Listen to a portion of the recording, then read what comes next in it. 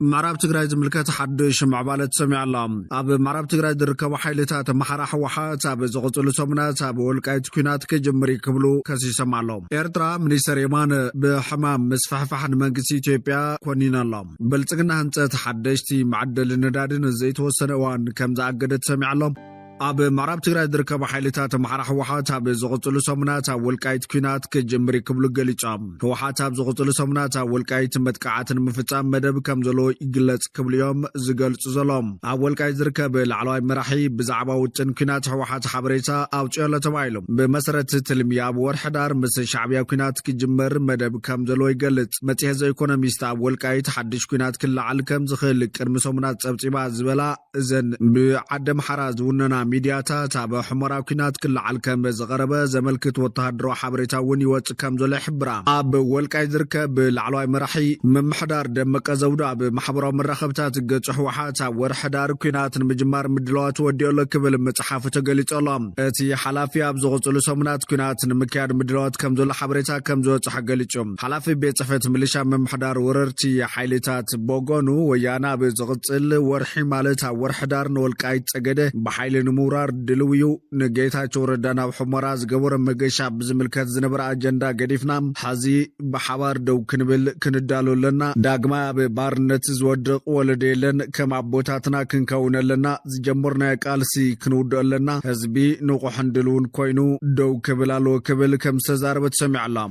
ابو والقايت متقعتي ككايد خليو سبحال حيلي سراويت ارمي سبعان تخون زي بكونريل موزيز مرح سراويت زحلف سومن اب شررينا عبي حيل كوماندو كم زمرق يقلصم زي ايكونوميست اب زحلف سومن اب زوصو صبصاب والقايتو غاب قربوان كل عالكم زخل سخفتو قليص منبار زفلت كوينم حز دما نتي غزات وريروم دركب حيلتات محرا وجانا بقربوان كينات خفت كبل تسمع مالهم اب زغنيات اب تግራይ بمعقو تمزابلت دركبوا مايتش حتى مزابلت زوا معرب تግራይ ናብ ዓዶም ንምምላስ ዝግበር ዘሎ መንቀሳቀሳ ዘራራብ ኮይነሎም ጉዳይ ምምላስ ዞም ተመዛበልት በፍላይ ካብ ጽባሕ መኸታም ስምማዕ ፕሪቶራ ነዊሕ ከዘራረብ ጸናሕን ዘይተፈተሐን ማሕበረ ፖለቲካው ቁልውላ ኮይኑ ገና ይቀጽለሎም ሓዳር 10 ዝተወልዐ ኩናት ጽዒቡ በሓይልታት ማሕራሰ ተሓዞባታት ማዕራብን ክፋል ደቡብ ትግራይ ናብቲ ክልል ብዘይ መምላሶም ኣሳት 1 ሚሊዮን ተመዛበልታ ብማዕቆብታትን ጎረቤት ሃገር ሱዳንን ዘሕልፍዎ ዘለው ሰቆቃ ብዝተፈላለዩ መንገድታት ክግለጽ ጸኒሖሎም ግዛታው ሓድነት ትግራይ ናብ ንቡር ንምምላስን ተመዛበልትና ምረቦቶም ንምምላስን ሓደ ካብ ዓንቀጻቱ ዝገበረ ስምማዕ ፕሪቶሪያ ውን 3 ዓመትን ተቆጠረኳ ጉዳይ ከይተፈተሐ ግዳያት ኣደዳ ቁርን ጻሕን ኮይኖም ንዝተፈላለዩ ሕማማትን ቁጠባው ጨገማትን ተቃሊዖም ይርከቦም ኣብ ወርሒ ዳር 2022 ናብ መንጎ ምራሕቲ ትግራይን መንግስቲ ፌደራልን ኣብ ርእሰ ከተማ ደቡብ ኣፍሪካ ፕሪቶሪያ ብዝተበጽሐ ስምማዕ ደማዊ ተጻቦታት ደው ከም ዝበለ ዝከርም እትሰፊሕ ምፍንቃል ዝተራዩ ዞባ ምዕራብ ትግራይ ኮይኑ ኣብቲ ኩናት ኣብ ጎኒ ሰራዊት ምክልኻል ኢትዮጵያ ዝተሰለፉ ሓይልታት ማሕራነት ቦታ ተቆጻጺረምዎ እትሰፊሕን ልሙዓን ዞባ ሙሉእ በሙሉእ ኣብ ትሕቲ መምሕዳር ክልል ኣምሓራ ኣትየላ ምዕራብ ትግራይ ካብቶም መንግስቲ ክልል ኣምሓራ ሕቶ ይግበኒ ዘልዕለሎም ካብታ ትግራይ ሓደ ኮይኑ ዋዕል ፕሪቶሪያ ብሕገ መንግስታዊ መንገዲ ፍትሕ ክረክብ ዝብል ኣስፊሮሎም ከምኡ ድማ ስምማዕ ካብ ሰራዊት ምክልኻል ፌደራል ወጻኢ ዝኾኑ ኣብቲ ኩናት ክሳተፉ ጾን ሓይልታት ኣምሓራን ወጻኢን ካብ ትግራይ ክወጹን ተመዛበልትን ኣብ ንቡር ህይወቶም ክምለሱን ይጠለብ እዚ ይኹን ግን እቲ ጉዳይ ሓደ ካብ ጨንቂ ፖለቲካዊ ቅርቆስ መንግስቲ ፌደራልን በቲ ሓደ ድማ ግዝያዊ መምሕዳር ትግራይ ንሕወሓትን ኮይኑ ጸኒሖሎም ቀዳማይ ሚኒስትር አብይ አሕመድ ኣብቲ ኣብ ሃገራዊ ቤት ምኽሪ ንዝቐረበሉ ሕቶታት ሓደ ዋዕል ፕሪቶሪያ ዝምልከት ኮይኑ ጉዳይ ምዕራብ ትግራይ ዝምልከት ምላሽ ከብቲ ሰምዖም ኣብቲ ካብ ዘሎ ሕቶ ይግበኒ ኣብ ካሊእ ከባቢታት ሃገር ኣብ ብዙሕ ከባቢታት ምስ ዘሎ ጸገም ተመሳሳሊ ከም ዝኾነን ብጉልበት ፍትሕ ከም ዘይረክብን ተዛሪቡ እቲ ህዝቢ ኣብ መረበቱ ሰፊሩ ወሲኑ ብሕጋውን ሰላማውን መንገዲ ማዕለብ ይርከብ ኢና ንብል ዘለና ክብል ተዛሪቡ እንትኾነ መራሕቲ ህወሓት ነቲ ተመዛባላይ ከም መትሐጃ ገይሮም ቆሊፎም ሒዞምዎ ከም ዘሎ ከሲሲም ነቲ ህዝቢ ከም መትሐጃ ገይሮም ኣይምለስን ኢሎም ሒዞም ኣብ ልዕሊ እቲ ህዝቢ ዝፍጠር ዘሎ ቅልውላው ጥራይ ዘይኮነስ ትሕቶ በቲ ንሳቶም ዝሓስብዎ ዘሎ መንገዲ ፍትሕ ከይረክብ ንባዕሉ ካልእ ዕንቅፋት ዝፈጥር ዘሎ ኢሎም ሰበስልጣን መንግስቲ ፌደራልን ህወሓትን ኣብዚ ጉዳይ ንሕድሕዶም ክካሰሱን ሓደ ነቲ ሓደ ጉዳይ ተመዛበልቲ ከም ፖለቲካዊ መዋገይ ናብ ዋጋ ዓዳጋ ብምውራድ ክካሰሱ ብተረጋጋሚ ተሰሚዖም እዮም ኮነሬል ደመቀ ኣብቲ ዘሎ ኩነታት ተመዛበልቲ ክምለሱ ዝኽእሉ ምዃኖም ብምግላጽ እቶም ዘይገዝኦምን ዘይንብሮቶምን ሒዞም ዘለዉ ሰፋሮ ብኣጋ ክለቁ ከም ዘተሓሳሰበ ዝንገር ኮይኑ ኣብ ግብራውነት ግን ሕቶ ይለዓለሎ ኣሎ። እቶም ኣብ ከተማ ሓሞራ ንህዝቢ ዝኣከቡ መራሕቲ ንጉዳይ ተመዛበልቲ ዝምልከት ዝሃብዎ ዓመተ ተመዛበልቲ ክምለሱ ምዃኖም እቲ ዝነበረ ምምሕዳር ክፈርስ ወይ ድማ እቲ ግዛኣት ናብ ነብሩ ክምለስ ዝብል ምጉት ግምት ከም ዘይሃብዎ እዩ ዘመልክት። እዚ ድማ ነቲ ዝጸንሐ ወጥሪ ፖለቲካዊ ሓይልታት ትግራይን መንግስቲ ፌደራልን ዝጸንሐ ቁርቆስ መሊሱ ከየጋድዶ ተሰጊየሎ። ነዚ ዝምልከት ድማ ዝተፈላለዩ ውድባት ትግራይ ድሮ ናይ ተቃውሞ መግለጽታት ኣውፅኦም ኣለዉ። ብሶኒ ካብ ቤት ጽሕፈት ህወሓት ዝተውሃበ መግለጺ እዚ ምስ ዋዕል ፕሪቶርያ ጻረር እዩ ካብ ዝብል መሰረታዊ ነጥቢ ብዝነቅል ምጉት እቲ ዞባ ኣብ ዘለዎ ለህዝቢ ምምላስ ናብ ካልእ ሓደጋ ናብ ካልእ ዝኸፋ ሓደጋ ዘቃልዐ ሙሉእ ውሕስነት የብሉን ኢሎም። ኣብ ታሕቲ ከም ዝበለ ኩነታት ተመዛበልቲ ክምለሱ ምሕሳብ ድማ ሻጥር ከም ዝኾነ ይዝኸስስ። ኣብ ሓምለ 2016 ኣቆጣጥራ ገዝ ኣብ ከተማታት ሽረን ዳባጉናን ዝነበሩ ተመዛበልቲ ወረዳ ጸለምቲ ክምለሱ ጀሚሮም ከም ዝነበሩን እንተኾነ ዝተፈላለዩ ጸገማት ተቓሊዖም ንኻልኣይ ሳልሳይን ግዜ ከም ዝተመዛበሉ ከም መርኣይ ይጠቅስ። እቲ ኣንጻር ህወሓት ሓያል ተቃውሞ ብምስማዕ ዝፍለጥ ውድብ ሳልሳይ ወያነ ትግራይ ከይተረፈ ኣብዚ ጉዳይ ምስቲ ውድብ ዝስማዕማዕ መግለፂ ኣውፅኦሎ። እዚ ብሓያሎ ገበን ዝጠልቀ ገበነኛ መምሕዳር ህይወት ማዕለያ ዘይብሎም ንጹሃት ደቂ ትግራይ ብዘስካሕካሕ መንገዲ ዝበልዐ ካብ ምዃኑ ብተወሳኺ ዛጊድ ኣብ ጎበጣ ኣብ ላዕሊ ዝርከብ ህዝብና ዝፍጽሞ ዘሎ ገበን እውን ኣይሂ መዓት ኮይኑ ንረኽቦ። ኣብ ልዕሊ ዞም ገበነኛታት ተሓታትነት ንግዜ ዋላ እኳ ተደንጎም ካብ ዝሓዝዎ ሕጋዊ ስልጣን ከለይ ምግባር ተፈናቐልቲ ናብ ቤቶም ብውሑስ መንገዲ ንምምላስ ኣብ ዝግበር ጻዕሪ ናይ በዓል እወንታዊ ጽልዋ ከም ዝህልዎ ሳልሳይ ወያነ ትግራይ ይኣምን ክብል ገሊጹ። ኤርትራ ሚኒስተር የማነ በሕማም መስፋሕፋሕ ንመንግስቲ ኢትዮጵያ ኮኒኖም። ሚኒስተር ዜና ኤርትራ እቲ የማነ ገብረ መስቀል ዋጀ ሕማም መስፋሕፋሕ ንዓሰብ ቀይሕ ባሕር ብምባል ነቲ ብቀዳማይ ሚኒስተር ኢትዮጵያ ኣብይ ኣሕመድ ዝተዋሃበ መግለፂ ብትር ነቒፎም። ኣይቲ የማነ እቲ ኣብ ገዛኢ ሰልፊ ብልጽግና ዝተጸየፈ ሕማም ዋጀ ዓሰብ ኣብ ግዜ እናተጋህደ ሓደገኛ እናኾነ ይመጽእ ከም ዘሎ ብምምልካት እዚ ሓዚ ዝቐርብ ዘሎ መጎትን ኣድላይነት ምምጥጣር ንገጽ ቀይሕ ባሕር ምስ ኩነታት ጻዕቒ በዚ ህዝቢ ተኣሳሲሩ ይቐርብ ምህላው ጠቒሶም። እቲ ኣብ ዓሰብ ዘሎ ህዝቢ ምስቲ ኣብ ኢትዮጵያ ዘሎ ኣመናት ጽዑቕ ህዝቢ እንክነጻጽር ኣመና ስሑብ ምዃኑ ብምቕማጥ ነቲ እንተስ ብዝድርብ እንተስ ብወተሃደራዊ ወራር ነታ ወዶም ንምጉባጥ ዝስማዕ ዘሎ ትሕልንቲ ኢሞጎታዊ ምዃኑ ኣስሚሩሎም። ቀዳማይ ሚኒስተር ኣብይ ኣሕመድ ንቤት ምክሪ ወከልቲ ህዝቢ ሃገሩ ዝሃቦ መግለጺ ኣብ ኢትዮጵያ ብዙሕ ክፍታሕ ዘለዎ ጸገም መንበሪ ኣባይቲ ከም ዘሎ ነጊሮኩም የዓሰብ ከድና ዝረኣናዮ ግን ገዛሎ ግን ሰብ የለን እዚ ከተማ መሊስና ህይወትን ንዘርኣሉ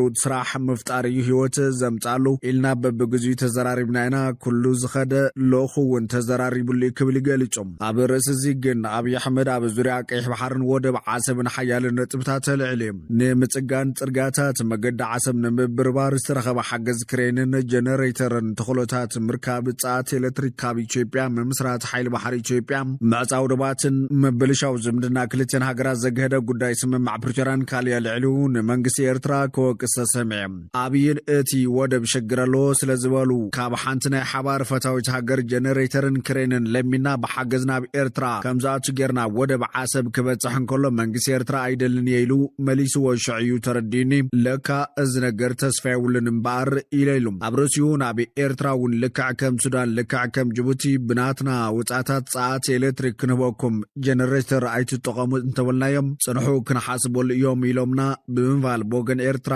ድልውነት ከም ዘይነበረ ወቂሶም። ብዘይኮን ምስ ምቅባል ጥይት ምስግጋር ገንዘብ ዘይሕጋዊ ንግዲ ንብረትን ሰባትን ጉዳይ ጸሊም ዕዳጋን ካልእን ብምልዓል ኤርትራ ዝኸሰሰ ኮይኑ ሚኒስተር ዜና የማነ ገብረ መስቀል ኣብዞም ጉዳያት ግን ዝኾነ ምላሽ ይሃበን። ቀዳማይ ሚኒስተር ኢትዮጵያ ዶክተር ኣብይ ኣሕመድ ኣብ ፓርላማት ሃገር ተረኺቡ ኣብ ዘስማዕ መደረ ኣካይዳ ጉጅለ ህግደፍ ናብ ኩናትን ተምርሒቱ ውፅኢታት ናብ መንክዛዙ ምዃኑ ንጽሪ ብምባል ድሕሪ ኩነታት ኣውያት ዘዋፀ ኣይኮነን ብምባል ጠንቀቐ። ኣብይ ኣሕመድ ኣብ መግለጺ ብጉዳይ ተጠቃምነት ወደብ ዓሰብ ነዊሕ ግዜ ዝወሰደ ዝርርብ ምስ ጉጅለ ህግደፍ ከም ዝገበረ ዝጠቐሰ ኮይኑ ምስ ጉጅለ ህግደፍ ተስማዕሚዕና ካብዚ ናብ ዓሰብ ዝኸይድ ጽርግያ ጸጊና ሎሚ ጽባሕ ክኽፈት ኢልና እንዳተጸበናት ወደብ ተዳኺሙ ክሰርሕ ኣይኽእልን እዩ ተባሂልና ድሕሪ ምባል እዩ ህግደፍ ነቲ ስም ኢትዮጵያ ዝተገበረ ስምምዓት ኩሉ ኣብ ማይ ከም ዘእተወ ዝኸስስ። ቀዳማይ ሚኒስተር ኣብይ ኣሕመድ ኣብቲ ንጉዳይ ቀይሕ ባሕርን ወደብ ዓሰብን ኣመልኪቱ ዝሃቦ ሰፊሕ መደሩ ቁርቁስ ጉጅለ ህግደፍን ሰልፊ ብልጽግናን ከምትን ብዙሕ ዝመስሎም ብሓደ ለይቲ ዝተወልዐ ኣይኮነን ዝبل خوينا اب ኢትዮጵያ ጸገም መንበር አባይት ከምዘሎ ነጊሮኩም ዓሰብ ከና ብዝራናዮ ሰዓት እውን ገዛምበር ስለ ዘይነበሮ ነዚ ከተማ ህይወትን ዘራሉ ስራሕ በመፍጣሪው ህይወት ዝረክብ ኢልና ሐሲብና አቅሪብናይና ድሕረ ምባሉ ጉጅለ ግደፍ ግንዛግድ ንጹር ብዘይኮነ ምክንያት ንጉዳይ ወደ ዓሰብ መልክቱ ግብረ መልስ ከብደሉ ከም ዘይነበረ ይዝገልጽ ጉዳይ ወደ በሞይትረፍ ዝኸፈትናዮም አፍ ደግድባቱን በወንቡዮም ተዓጽዮም ዝበለ ተቀዳማይ ሚኒስተር ጉዳይ ማጻው ድባት ኢትዮ ኤርትራ ውን ውሳነ ጉጅለ ግደፍ ምዃነ ዝገለጸ ኮይኖም ጉጅለ ግደፍ በኩል መንገሪታት ድልውነትን ሓበራው ዕብየት ከም ዘይነበረ ይዝኸስስ በጉዳይ አፍ ደገ ባህር ምስ አሜሪካ ቻይና ሩሲያ ሕብረት አውሮፓ ሕብረት አፍሪካ በበግዚኡ መብርሂ ከም ዝሃበ ዝገለጸ አብይ ቀዳምነት ንህቦ ጉዳይ ሰላምን ዘተን ስለዝኾነ ግን በጃኻትኩም ሸምጉልና መፍትሕ አምጡልና ኢልና ሓቲትናይና ክብልዩ ንሸምግልና ቁር ምዃኑ ዝገልጽ ኢትዮጵያ ዓመታዊ 3 ሚልዮን ህዝቢ ብምውሳኽ ሓንቲ ኤርትራ እንዳፈጠረትያ ትኸይድ ዘላ ብምባል ንወሓደ ህዝቢ ኤርትራ ምስ ወፃዕ ህዝቢ ኢትዮጵያ ከታሳሰር ዝፈተነ ተቀዳማይ ሚኒስተር ኢትዮጵያ ምስ ኤርትራ በሓባር ንምዕባይ ድሌት እኳ እንተለዋ በዝኾነ ይኹን ምክንያት ኩናትን ተተወሊዐ ግን ውፅኢቱ ንጹር ድሕሪ ኩነታት ኣውያት ኣይሰርሕን ብምባል እዩ ንጉጅለ ግደፍ ዘጠንቀቕ ብልጽግና ህንጸት ሓደሽቲ ማዕድል ነዳዲ ንዘይተወሰነ እዋን ከም ዝኣገደ ተሰሚዖም በዓል መዚ ነዳዲ ህንጻትን ብመሰረት መምርሕ መንግስቲ ህንጸት ሓደሽቲ ማዕድል ነዳዲ ንዘይተወሰነ እዋን ደወቢልዋ እቲ በዓል መዚ ጉዳይ ሓደሽቲ ማዕድል ነዳዲ ብዝምልከት ምክትል ዋና ዳይሬክተር እቲ በዓል መዚ ኣይተ ዲበራ ፉፋ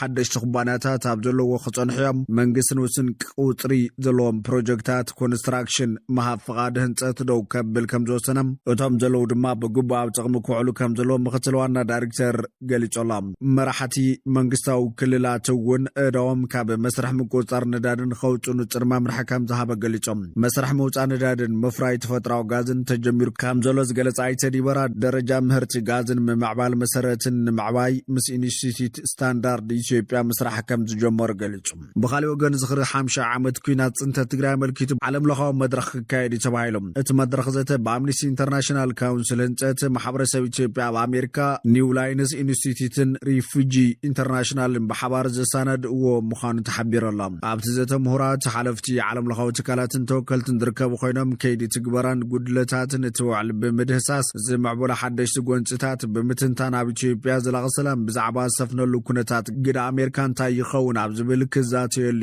ተባሂሎም ህይወት ወገናት በሊዕ ብሚልዮናት ዝቑፀር ህዝቢ ኣመዛቢሉን ማልያ ዘይብሉ ንዋትን ሃፍትን ዛዕነወ ኩናት ጽንተት ትግራይ ካብ ዝውላዕ 50 ዓመት ኣቑፂረላ ዋላ እውን ኣብ 2015 ዓመተ ምህረት በዓል ፕሪቶሪያ ደው እንተበለ ምምላስ ተመዛበልትን ግዛታዊ ሓድነትን ትግራይ ካልኦት ድንጋጌታትን ትውዕል ዛግዳ ይተፈጸመን ኣብ ክንዲ በዓል ፕሪቶሪያ ብሙሉነት ተፈጺሙ ፍትሕን ተሓታትነትን ክረጋገጽ ኣብ ዞባ ዝምዕብሉ ዘለዉ ወጥረታትን ትግባር ትውዕሊ መቐየሪ ኣጀንዳታት ይኾነለዉ ተባሂሎም ስለዝኾነ ንዝኽሪ ኩናት ጽንተት ትግራይ መልኪቱ መጻኢ ሶሉስ ዓለም ለኻዊ ዋዕላ ንምክያድ 4 ትካላት ተጣበቕቲ ሰብኣዊ መሰላት ቆፀሮ ሒዞም ኣለዉ ተባሂሎም